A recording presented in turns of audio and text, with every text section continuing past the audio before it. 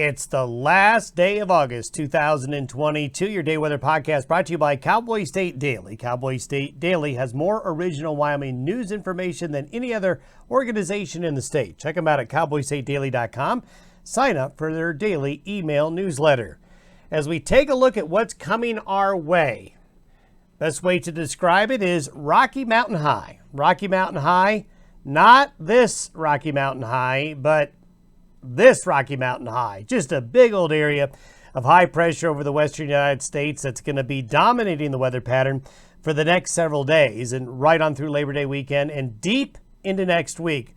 So summer gets extended, folks, with some very warm conditions.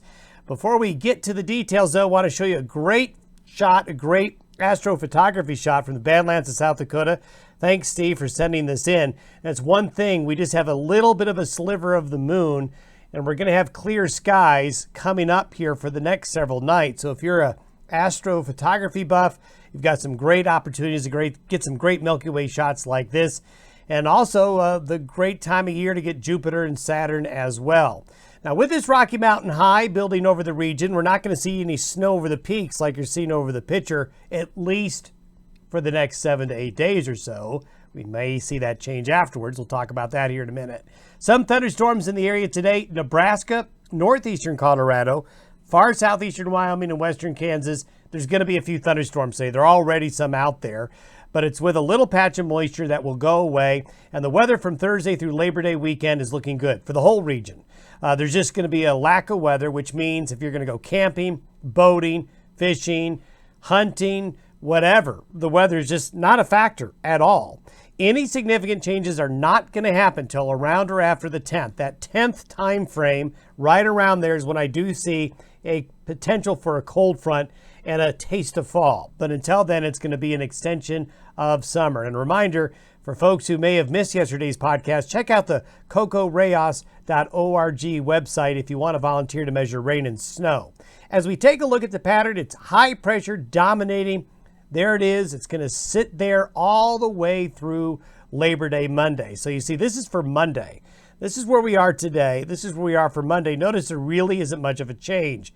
Lots of pink and yellow colors across the western United States, with the yellow and the green and the blues up in the far northern latitudes where the cold air is building. But plenty of warmth across the United States. It's going to be a very warm Labor Day weekend, well above average temperatures, and also low humidity. We just are seeing a real thinning of that subtropical air mass into the Intermountain West. And so we're just not going to be able to generate any thunderstorms. And with the lower humidity, it gets cool at night, but it can get really warm during the day. Speaking of humidities, this little patch of green, you see this right here? This is what is producing a few showers and thunderstorms this morning.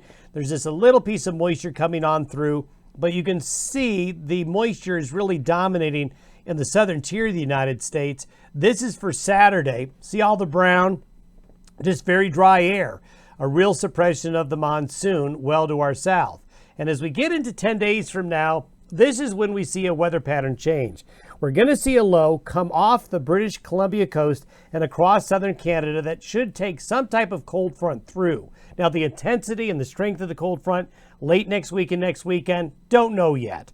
We're just going to have to wait and see. We're watching it. But if you want a change in the weather, you got to wait probably 8 or 9 days before that change gets here.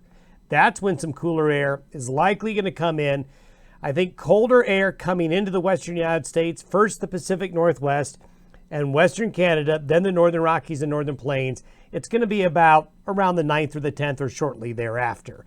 And you can see this is the precipitation forecast through Monday.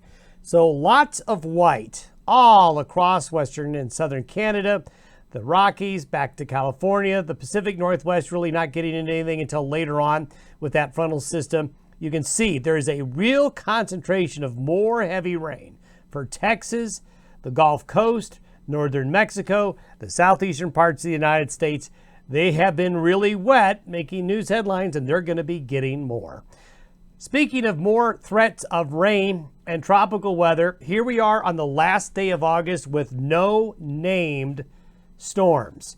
We went through July, we went through August with no named tropical storms in the Atlantic Basin. That does not happen very often. And if you were to look as a measurement of how much energy there's been in the Atlantic so far, there's something called ACE, which is accumulated cyclonic energy.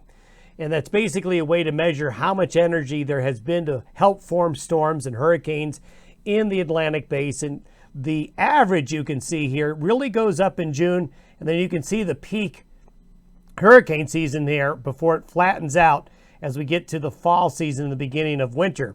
So there's been a real disconnect on the observed, which is the green line, to what normally happens. You can see there's just a big difference between what normally happens this time of year and what's been happening so far.